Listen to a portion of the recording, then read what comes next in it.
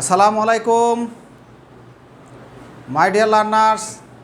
আশা করি তোমরা ভালো আছো, সুস্থ আছো এবং পড়াশোনা নিয়ে ব্যস্ত আছো। আজকে আমি এমন একটা গুরুত্বপূর্ণ বিষয় নিয়ে আলোচনা করব, যেখানে লিখতে পারলে 5-এ 5 মার্কস পাওয়া যাবে, এমন একটা বিষয় নিয়ে। হয়তো আমার বোর্ডে লেখা দেখে তোমরা বুঝতে পেরেছো আসলে আলোচ্য বিষয়টা কী।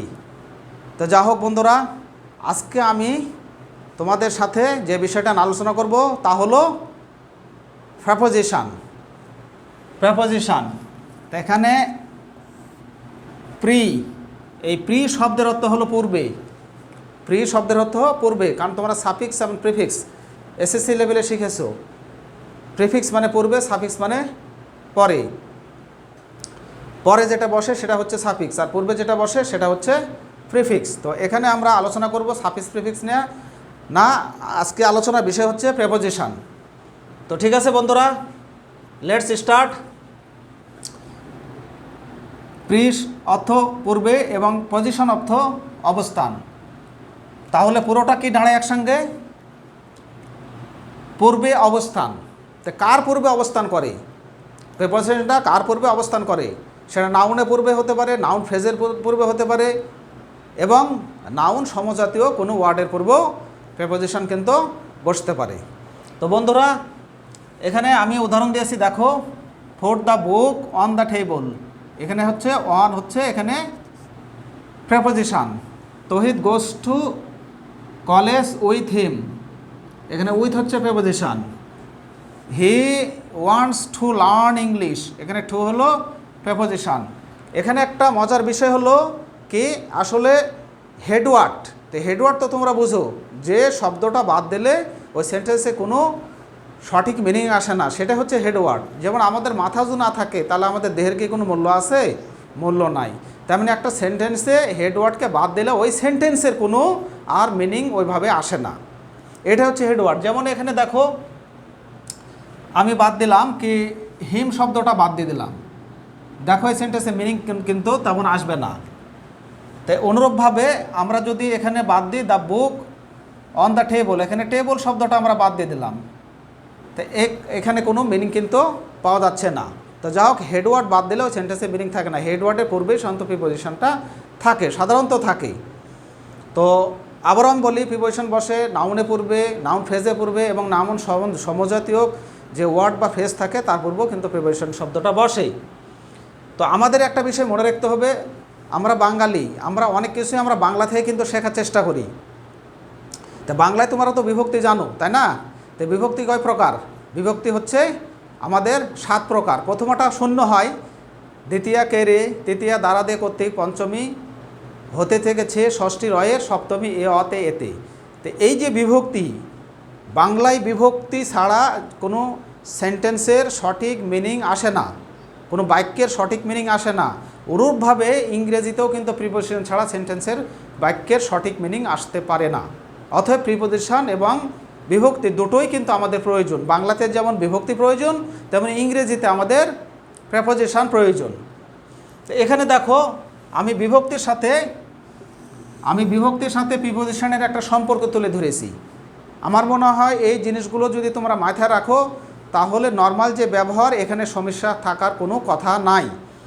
এখানে দেখো, আমি একটা সেন্টেন্স লিখছি, the mango of Rajshahi is very tasty. রাজশাহীর আম খুব সুস্বাদু। রাজশাহীর, এখানে দেখো র আসলো, এর শব্দটা আসলো, রাজশাহীর আম। শান্ত বস্তুবাচকের সাথে আমাদের অফ বসে, আর ব্যক্তির সাথে আমরা অ্যাপোস্ট্রফ এস বসে। যেমন রহিমের বাড়ি, রহিমস হাউস, করিমের বাড়ি, করিমস হাউস, তাই না? The lake of the সিয়ার্স lake হবে না, the lake of the chair. তা আমরা কি জানলাম কি, বস্তুর সাথে সাধারণত আমাদের অফ বসে, আর বস্তুবাচকের সাথে আর ব্যক্তিবাচকের সাথে শান্ত অ্যাপোস্ট্রফ যোগ করে আমরা এই বিভক্তির ষষ্ঠী বিভক্তির কাজটা করে থাকি। তাহলে বন্ধুরা, এখানে দেখো, the mango of Rajshahi is very tasty. রাজশাহীর আম খুব সুস্বাদু। রাজশাহীর এর আসলো, রাজশাহীর আম। আবার পরে বাক্য দেখো, এখানে আমি আরেকটা বাক্য লিখছি, the mango Rajshahi is very tasty. Rajshahi আম খুব সুস্বাদু, যেটা অসঙ্গতিপূর্ণ, যে সেন্টেন্সটা সঙ্গতিপূর্ণ না। কারণ এখানে যদি আমরা প্রেপোজিশন দিই, এখানে অফ দিই, তাহলে মিনিং কিন্তু ঠিক আসবে। দ্য ম্যাঙ্গো অফ রাজশাহী, রাজশাহীর আম, তাহলে নিঃসন্দেহ আমাদের প্রিপোজিশনের প্রয়োজন আছে। এখন দেখো বিভক্তির সাথে প্রিপোজিশনের যে সম্পর্কগুলো সেগুলো আরও বিস্তারিত নিচে আলোচনা করা হয়েছে। দ্বিতীয় বিভক্তি, আমরা জানি কে, রে, প্রতি, দিকে, এগুলো হচ্ছে দ্বিতীয় ব্যক্তি। এই দ্বিতীয় বিভক্তি থাকলে আমরা ইংরেজিতে যে প্রিপোজিশন সেটা হচ্ছে আমরা কী ব্যবহার করব, টু আর টুয়ার্ডস, এই দুটো ব্যবহার করব। যেমন Rohit was going to market, কোন দিকে যাচ্ছে, বাজারের দিকে যাচ্ছে, দিকে বোঝাচ্ছে, দিকে, এই দিকে যদি বোঝায় তাহলে সেক্ষেত্রে আমাদের টু বসে, অথবা প্রতি বোঝালেও টু বসে। যেমন he writes a letter to his mother, সে তার মায়ের কাছে একটা চিঠি লেখে, তার মায়ের প্রতি একটা চিঠি লেখে, তাহলে প্রতি বোঝাইতো টু বসে, দিকে বোঝাইতো আমাদের টু বসে। আর টুয়ার্ডস কোন ক্ষেত্রে বসে, একদম বরাবর সোজাসুজি একদম স্ট্রেট, এই ধরনের ক্ষেত্রে আমাদের টুয়ার্ডস ব্যবহার করি। যেমন এখানে একটা বাক্য লিখছে হি ইজ কামিং টুয়ার্ডস আস, মানে মনে করো যে সামনে তুমি দেখছো কাউকে, সরাসরি তোমার দিকে আসছে, তখন এক্ষেত্রে আমরা কি ব্যবহার করব, টুয়ার্ডস শব্দটা ব্যবহার করব। বন্ধুরা এরপরে দেখো তৃতীয় বিভক্তি, দ্বারা দিয়ে কর্তৃক, এটাও বাংলায় হচ্ছে তৃতীয় বিভক্তি। এখানে দেখো বাই উইথ, ইংরেজিতে প্রিপোজিশন কি বসে, বাই এবং উইথ বসে। এখানে দেখো দুটো আমি এক্সাম্পল দিয়েছি। He he went there by the way, সে এই পথ দিয়ে সেখানে গিয়েছিল। বাই দ্য ওয়ে, সে পথ দিয়ে সেখানে গিয়েছিল, দিয়ে, এখানে দিয়ে বোঝাচ্ছে, দিয়ে, দেখো এখানে দিয়ে, বাই মানে দিয়ে। আবার দ্বারাও হতে পারে, যেমন the boy was beaten with a stick, বালকটিকে লাঠি দিয়ে পিটানো হয়েছিল, লাঠি দিয়ে মারা হয়েছিল, তাহলে দ্বারা বোঝাচ্ছে, এখানে দ্বারা বোঝাতেও কিন্তু এখানে দেখো উইথ বসলো, দ্বারা, এই দ্বারা বোঝাতে কিন্তু এখানে উইথ বসলো। এর আগে যেমনি দেখছি কি প্রতি বা দিকে বোঝাতে আমরা টু বা টুয়ার্ডস বসছে, এখানে দ্বারা দেয়া বোঝাতো আমাদের, এখানে দ্বারা দিয়ে বোঝাতে আমাদের কী বসলো, উইথ বসলো, আর দিয়ে বোঝাতে আমাদের বাই বসলো। তো দ্বারা দিয়া কর্তৃক এ ধরনের বোঝালে আমাদের ইংরেজিতে বাই এবং উইথ আসে। তো বন্ধুরা এখানে একটা বিষয় আমি খেয়াল করাই দিই তোমাদেরকে, বাই শান্ত ব্যক্তির দ্বারা কিছু বোঝালে শান্ত, সেক্ষেত্রে আমাদের শান্ত বাই বসে সাধারণত, ব্যতিক্রম তো আছেই। যেমন rice is eaten by me, আমার দ্বারা ভাত খাওয়া হয়, যদিও বাক্যটা অসঙ্গতি, কারণ এই ধরনের কথা আমরা শান্ত বলি না কি আমার দ্বারা ভাত খাওয়া হয়, কিন্তু বোঝানোর খাতিরে আমি বলছি। তো ব্যক্তি বস্তুবাচক হলে যেমন এখানে দেখো the boy was beaten with a stick, এখানে কিন্তু বস্তু, স্টিকটা কি বস্তু না, স্টিকটা বস্তু, তাই তার পূর্বে কী বসলো, এখানে উইথ বসে গেল। তো যাই হোক বন্ধুরা এরপর দেখো চতুর্থ ব্যক্তি, জন্য নিমিত্তি, যেমন আমরা বলি না কি I am waiting for you for a long time, আমি তোমার জন্য অপেক্ষা করছি অনেকক্ষণ ধরে। এই যে জন্য, যাবত, উদ্দেশ্য, এসব ক্ষেত্রে শান্ত আমরা প্রেপোজিশন শান্ত ফর ব্যবহার করে থাকি, তাই না? যেমন এখানে একটা দেখো আমি উদাহরণ লিখছি, he ran fast for the first prize, প্রথম পুরস্কারের জন্য দৌড়িয়েছিল, দ্রুত দৌড়িয়েছিল। তো এই যে জন্য উদ্দেশ্য বোঝাচ্ছে, তাহলে জন্য উদ্দেশ্য এক্ষেত্রে বোঝাতে আমরা শান্ত আমরা ফর ব্যবহার করে থাকি। এবার দেখো পঞ্চম বিভক্তি, হইতে থেকে সেই, তো হইতে থেকে সে অবস্থা আমরা ফ্রম ব্যবহার করি। যেমন আমি বলবো না he has come from Dhaka, সে ঢাকা থেকে এসেছে। আই কাম ফ্রম রাজশাহী, আমি রাজশাহী থেকে এসেছি। তাহলে হইতে থেকে Karim is better than Rahim, than বসলো চেয়ে বোঝাতে, তাহলে আমাদের দেখো এখানে থেকে বোঝাতেই, এখানে দেখো হইতে থেকে চেয়ে, তার মানে কি তানোর থেকে এসছে, এখানে থেকে বোঝাচ্ছে। আবার সে যেমন তহিদ ইজ বেটার দ্যান রহিম, রহিমের চেয়ে তহিদ ভালো, চেয়ে এখানে চেয়ে বোঝাচ্ছে, চেয়ে তার জন্য এখানে দ্যান বসলো। এবার দেখো বন্ধুরা ষষ্ঠী বিভক্তি, ষষ্ঠী আমরা কি রয়ের, বাংলায় রয়ের, ইংলিশে এক্ষেত্রে আমাদের কি বসে, অফ বসে, এক্ষেত্রে আমাদের অফ ব্যবহার করি। যেমন একটা উদাহরণ লাগছে the rice of Barishal is very fine, বরিশালের চাল, বরিশালের, দেখো বরিশালের রয়ের আসলো কিন্তু এখানে, বরিশালের চাল খুব সুন্দর। তো অনুরূপভাবে দেখো সপ্তমী বিভক্তি এ অন্তস্থ তে, এক্ষেত্রে আমরা প্রিপোজিশন ব্যবহার করব ইন অ্যাট। যেমন উদাহরণ দেখো লিখছি আমি কি I will go there at 7 AM, অর্থাৎ আমি 7টায় সেখানে যাব, 7টায়, দেখো অন্তস্থ এলো 7টায়, আমি 7টায় সেখানে যাব, অর্থাৎ এখানে অ্যাট বসলো। যদি আমাদের অন্তস্থ ব্যবহার বোঝায় তাহলে অ্যাট। আবার একটা উদাহরণ দিয়েছি এখানে দেখো I get up early in the morning, সকালে, আমি খুব সকালে ঘুম থেকে উঠি, সকাল এ, দেখো এ বোঝাচ্ছে, এখানে এ বোঝানোর জন্য আমাদের কি বসলো, দেখো ইন বসলো, এ সকাল, এ আসছে, আমরা সকালে কী করি, ঘুম থেকে উঠি, এই সকালে বোঝাতে, সেক্ষেত্রে এ বোঝাতে আমরা কি ব্যবহার করলাম, প্রিপোজিশন ইন। আর ইন বা বসলে কিন্তু ইনের পূর্বে ইনের পরে দা ব্যবহার হয়। ঠিক আছে বন্ধুরা, এবার আমরা দেখো এখানে যেগুলো এর আগে আলোচনা করলাম সেগুলো প্রায় এখানে আছে। তো আমি একটা দেখো এখানে সুন্দর করে একটা ছক এঁকেছি, এই ছকের মাধ্যমে আজকে তোমাদের আরেকটা বিষয়, মানে আরো সুন্দরভাবে এই প্রিপারেশনের বিষয়টা বোঝানোর আমি চেষ্টা করব। তো দেখো উপরে লেখা আছে অন, ওভার, অ্যাবভ, আপন।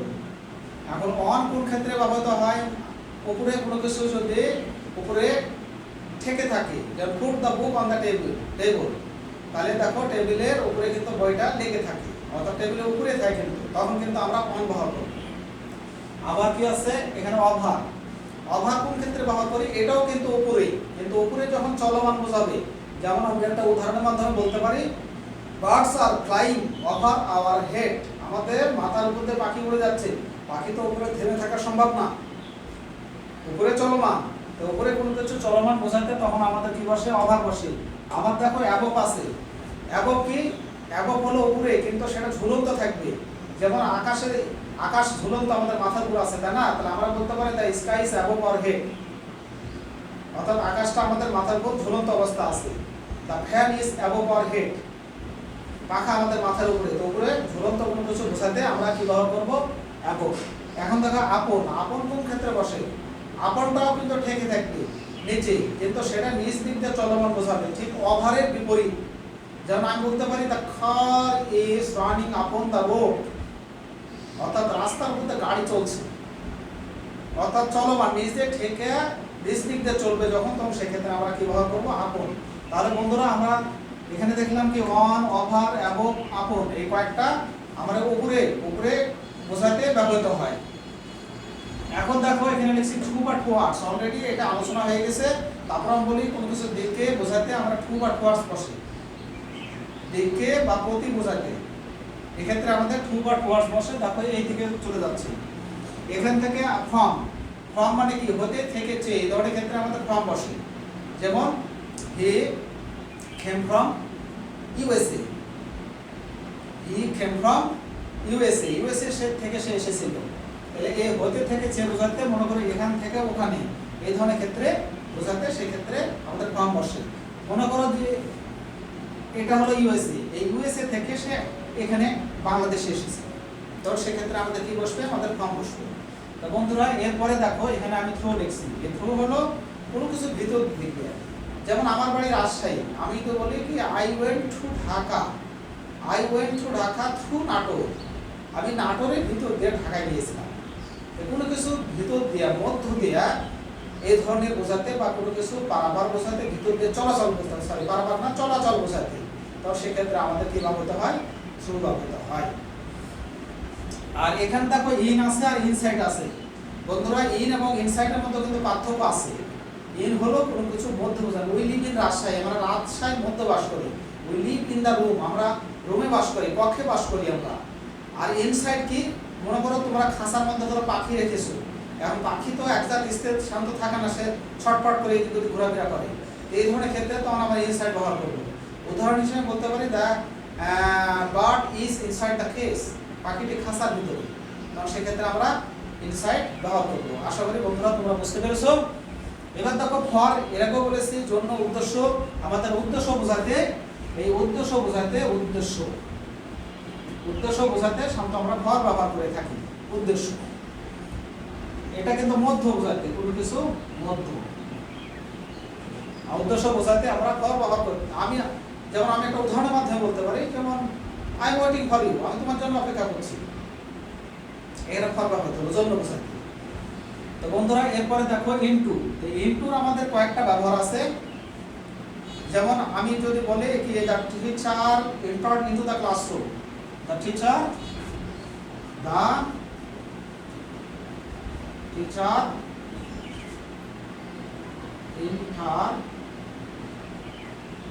entered into the class into, অর্থাৎ গতি বোঝাতে আমাদের ইনটু বসে। আবার একটা বসে ধরো পরিবর্তন বোঝাতে। পরিবর্তন কি, যেমন আমরা বলি নাকি ট্রান্সলেট ইনটু ইংলিশ, ইংলিশে অনুবাদ করো। তাহলে এটা কি বোঝালো, আগেরটা একটা গতি বোঝালো, এটা হচ্ছে গতি বোঝাচ্ছে, আর এটা কি হচ্ছে আমাদের পরিবর্তন বোঝাতে, একটা থেকে আরেকটা পরিবর্তন বোঝাতে। আমরা এই জাম্প ইনটু দ্য রিভার, এটাও কিন্তু গতি বোঝাচ্ছে। ওয়াটার চেঞ্জেস ইনটু ভেপার, পানি বাষ্পে পরিণত হয়, এটা কিন্তু একটা পরিবর্তন বোঝাচ্ছে, তাই না? তাহলে আমরা গতি বোঝাতে, পরিবর্তন বোঝাতে, একটা থেকে আরেকটা রূপান্তর বোঝাতে এক্ষেত্রে সাধারণত কি ব্যবহার করি আমরা, ইনটু ব্যবহার করি। আর এরপরে দেখো আউট আছে, আউট এবং আউটারের মধ্যে পার্থক্য আছে। আউট মানে বাহিরে, যেমন আমি বলতে পারি the teacher drop the student out, the teacher drop the students out, শিক্ষক ছাত্রদেরকে বের করে দিল। আউট মানে বাহিরে বের করে দিল, ভিতরে ছিল ভিতর থেকে বের করে দিল। কিন্তু আউট অফ কি, আউট অফটা পূর্বে ছিল কিন্তু বর্তমানে সেটা পাওয়া যাচ্ছে না। যেমন আমি বলতে পারি the fine rice is out of the market, the fine rice is out of the market, the fine house is out of the market, অর্থাৎ বাজারে এই সরু সাল বাজারে ছিল এখন আর নাই। এক্ষেত্রে তখন আমরা কি ব্যবহার করব, এই ফাইন আউট অফ শব্দ, আউট অফ প্রিপোজিশন আমরা ব্যবহার করব। এটা হলো কম্পাউন্ড প্রিপোজিশন, কারণ দুটো প্রিপোজিশন একসঙ্গে যুক্ত আছে, একটা আউট এবং একটা অফ। তো বন্ধুরা এরপর দেখো এখানে আন্ডার আছে, ডাউন আছে, বিলো। ঠিক এই অন, ওভার, অ্যাবভ এর বিপরীত হলো আন্ডার, ডাউন, বিলো। আন্ডার কোন ক্ষেত্রে ব্যবহৃত হয়, আন্ডার সাধারণত নিচে যখন থেকে থাকে। যেমন আমি বলতে পারি the cat is under the table, বিড়ালটি টেবিলের নিচে, বিড়ালটা কিন্তু নিচে, টেবিলের নিচে কিন্তু নিচে অবস্থান করছে, সেজন্য কিন্তু আন্ডার ব্যবহার হলো। এখন ডাউনটা কোন ক্ষেত্রে আমাদের ব্যবহৃত হয়, ডাউন অনেক সময় পতন বোঝাইতে শান্ত, সেক্ষেত্রে আমরা এখানে ডাউন ব্যবহার করি। অনেক সময় না সে ব্যবসায় ডাউন হয়ে গেল, এসব ক্ষেত্রে আমরা ডাউন। আর বিলো হচ্ছে কি কোনো ধারণার নিচে, যেমন বর্তমানে the temperature is below 44 degree Celsius, একটা ধারণার নিচে, অর্থাৎ তাপমাত্রা পরিমাপের একটা বিষয় বোঝাচ্ছে। তখন সেক্ষেত্রে আমরা কি ব্যবহার করব, আমরা বিলো শব্দটা আমরা ব্যবহার করব। এখানে আন্ডারের আরো কিছু ব্যবহার আছে, কারো অধীন বোঝাতে আন্ডার ব্যবহৃত হয়। যেমন